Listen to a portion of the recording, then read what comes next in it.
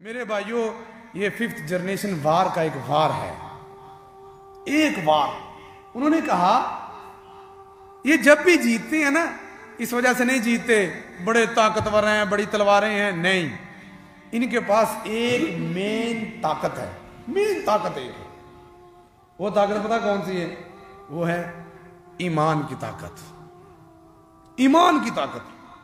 हमने तबूक में इनको देखा, एक ऊंट और 5 बंदे बारी बारी उस पर सवार होते, तो इतना लंबा 1400 मील का सफर इन्होंने किया, थोड़े से लोग, और यहां पे आके इन्होंने ईंट के साथ ईंट बजा दी। गर्मी के मौसम में, रमजान के महीने में ये चले, चल चल के इनके पांव में जो जूतियां थी वो टूट गई, इन्होंने कपड़े लपेट लिए, पानी खत्म हो गया, इन्होंने अपने ऊंट ज़िबा करके उनकी ओजरियों में से पानी निकाल कर पिया। जीत फिर ये गए। ये 313 थे, हम बदमाशी के रूप में आए इनके सामने 1000 लेकर, ये तब भी जीत गए। जब ये 1000 हुए, हम 10,000 बनकर आए, ये तब भी जीत गए। जब ये 10,000 हुए, हम लाख लेकर आए, ये तब भी जीत गए। ये जीतते हैं अपने वजूद की ताकत से नहीं, अपने ईमान की ताकत से।